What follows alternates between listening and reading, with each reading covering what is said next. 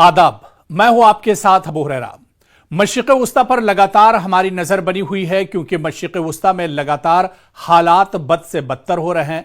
लगातार इजराइल गजा को निशाना बना रहा है। पिछले कुछ दिनों में इजराइल ने लगातार गजा पर हमले किए हैं और इन हमलों में सैकड़ों लोग मारे गए हैं। बल्कि एक अंदाजे के मुताबिक सिर्फ गजा में जब से इजराइल और हमास के दरमियान जंग शुरू हुई है 50,000 से ज्यादा लोग मारे जा चुके हैं, जिनमें बच्चे, खवातीन और बुजुर्गों की तादाद सबसे ज्यादा है। लेकिन इस वक्त की मशरिक़ वस्ता की सबसे बड़ी खबर हम आपको बता दें कि एक बड़ा धचका इजराइल को लगा है। आपको बताते चलें कि हूसियों ने इजराइल यमनी मिसाइलों के आगे बेबस नजर आ रहा है। जी हां, बिन गोरेन एयरपोर्ट पर फिर हमला हुआ है और इस बार हूसियों ने बिन गोरेन एयरपोर्ट को निशाना बनाया है और बिन गोरेन एयरपोर्ट को बुरी तरह से हूसियों ने तबाह कर दिया है। हूसी लड़ाके लगातार इजराइल के लिए दर्देसर बने हुए हैं और इस वक्त बड़ी खबर आ रही है। आपको बताते चलें कि यमनी मिसाइलों के आगे अब इजराइल बेबस नजर आ रहा है। नेतन्याहू की जो प्लानिंग थी वो अब एक तरह से धराशायी होती हुई नजर आ रही है क्योंकि यमनी मिसाइल ने बिन गोरेन एयरपोर्ट पर हमला किया है और इस हमले में काफी ज्यादा नुकसान इजराइल का हुआ है। बिन गोरेन एयरपोर्ट बुरी तरह से तबाह बर्बाद हो गया है। यमनी जराए के मुताबिक यमन के मुसल्लह अफवाज यानी जो हूसी हैं उनके तर्जमान याहिया सरी ने दहशतगर्द एक तरह से याहिया सरी ने बड़ी खबर दी, उन्होंने बड़ी जानकारी दी है कि इजरायली हुकूमत के अंडर में बिन गोरेन हवाई अड्डे पर नए मिसाइल हमले की उन्होंने इत्तला दी है और उन्होंने कहा है कि हमारे मिसाइल यूनिट ने एक खुसूसी ऑपरेशन के दौरान बिन गोरेन हवाई अड्डे को हाइपरसोनिक बैलिस्टिक मिसाइल से निशाना बनाया है। इस हमले में दो तीन चीजें बहुत इंपॉर्टेंट हो जाती हैं। एक तो हूसी कितने ताकतवर हैं। हूसियों के पास जो असलाहा है वो लेटेस्ट असलाहा और गोला बारूद है क्योंकि जिस तरह से इनके तर्जुमान ने जानकारी दी है कि बिन गोरेन हवाई अड्डे को हाइपरसोनिक बैलिस्टिक मिसाइल से निशाना बनाया गया है। यानी hypersonic ballistic missile latest missile है और यह मिसाइल काफी खतरनाक माना जाता है। यह अच्छे जो टनल होते हैं या जो बख्तरबंद गाड़ियां होती हैं उन्हें भी तबाह बर्बाद कर देती हैं और हाइपरसोनिक बैलिस्टिक मिसाइल हूसियों के पास मौजूद होना यह बताता है कि हूसी असलहा और गोला बारूद से कितने ज्यादा मजबूत हैं। हाईटेक तरीके से एक तरह से इजराइल पर अब वो निशाना साध रहे हैं। तो बिन गोरेन हवाई अड्डे को हाइपरसोनिक बैलिस्टिक मिसाइल से निशाना बनाया गया है। जिस तरह से हमने कहा कि यह हमला, कई चीजें यहां पर बहुत वाज़ेह तरीके से अब सामने आ रही हैं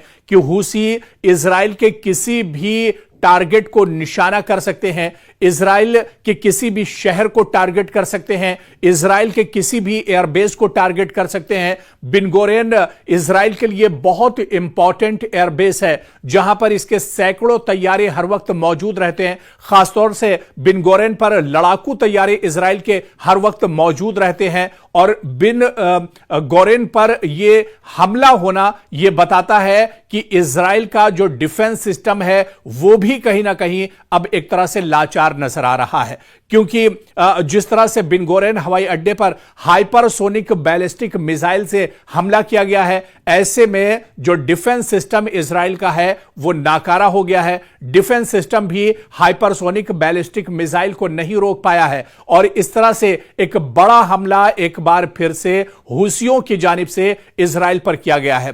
आपको बताते चलें कि पिछले 1-1.5 साल से जब से इजराइल और हमास के दरमियान लगातार टेंशन है, जब से इजराइल और हमास के दरमियान जंग छिड़ी है, आपको याद होगा कि इस जंग के बीच में सबसे बड़ा जो दर्द सर इजराइल के लिए है, जो सबसे बड़ी परेशानी नेतन्याहू के लिए है, वो हूसी जंगजू हैं। जी हां, हूसी लगातार इजराइल के ऊपर अटैक कर रहे हैं, चाहे समंदर की हम बात करें या जमीन पर हम बात करें या हवा में हम बात करें।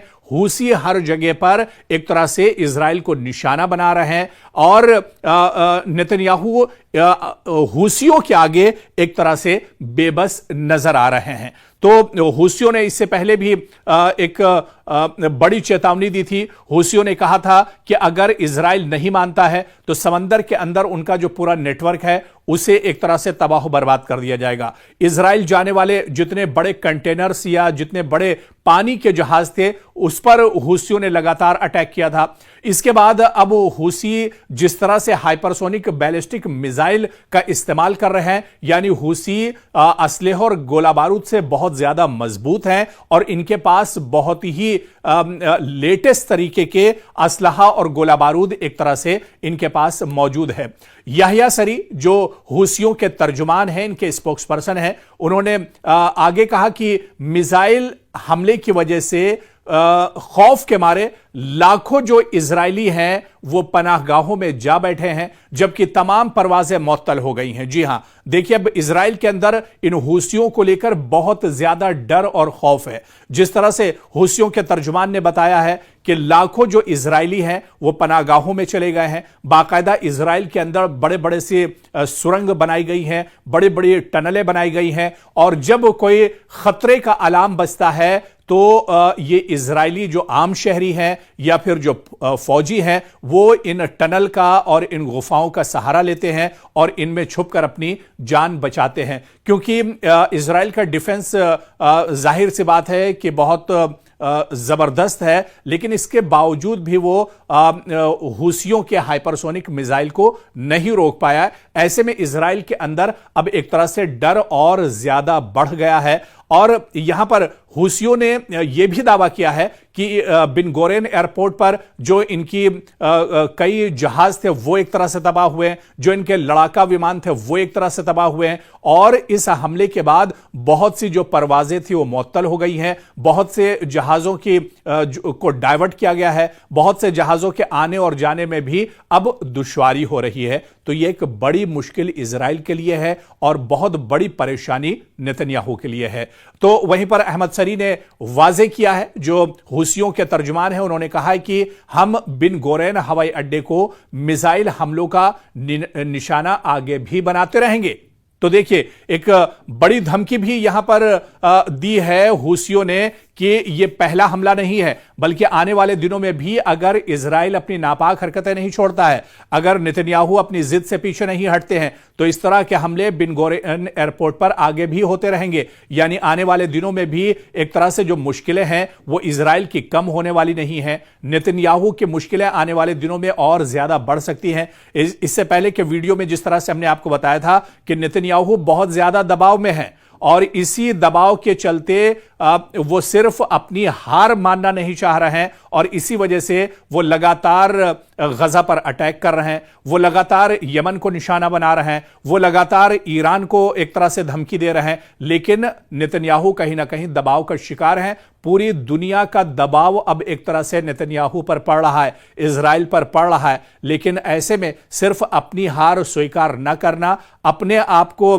पस्त न दिखाना, इसकी वजह से लगातार वो गजा पर अटैक कर रहे हैं। गजा के जो मासूम हैं उन पर एक तरह से जो निहत्थे हैं उन पर एक तरह से नेतन्याहू और इजराइल लगातार अटैक कर रहा है। आपको बताते चलें कि हूसी मुसल्लह अफवाज के तर्जुमान ने यह भी जोर देकर कहा है कि जब तक गजा के खिलाफ इजरायली जारिहत का खात्मा नहीं होगा तब हमारी इंतकामी जो कार्रवाई है वो लगातार जारी रहेंगी। यानी एक तरह से यह भी अलार्मिंग है। एक तरफ क़िसाम ब्रिगेड, एक तरफ हूसी, एक तरफ ईरान, एक तरफ यमन, यानी चारों तरफ से इजराइल अगर देखा जाए घिरा हुआ है। लेकिन इजराइल को सबसे बड़ा जो सहारा है वो अमेरिका से है। वो अमेरिका के जो नए सदर यानी डोनाल्ड ट्रंप हैं उनकी तरफ से इजराइल को बहुत बड़ा सहारा है। लेकिन दुनिया के नक्शे पर अगर आप देखिए तो इजराइल एक तरह से अलग थलग पड़ता हुआ नजर आ रहा है। दुनिया के बहुत से देशों में अब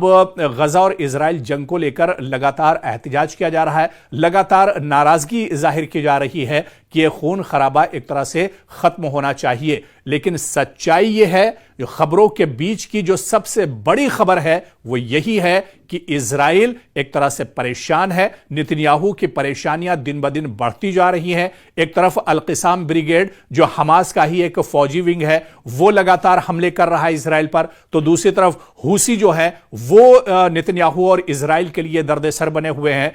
यमन की तरफ से लगातार अटैक हो रहे हैं। ईरान लगातार इस फिराक में है कि अगर मौका मिलता है और अगर कोई नापाक हरकत इजराइल की तरफ से होती है तो ईरान भी अटैक करेगा। बल्कि आने वाले दिनों में कुछ इस तरह की भी खबरें आई थी पिछले दिनों कि ईरान बिल्कुल तैयार है। ईरान का जो ड्रोन सिस्टम है वो बिल्कुल एक तरह से तैयार रखा गया है। ईरान की फौज जो है वो अलर्ट पर रखी गई है। कोई भी अगर इमरजेंसी की सूरत बनती है या अगर इजराइल की तरफ से कोई नापाक हरकत होती है तो ईरान ताबड़तोड़ उसका जवाब देगा।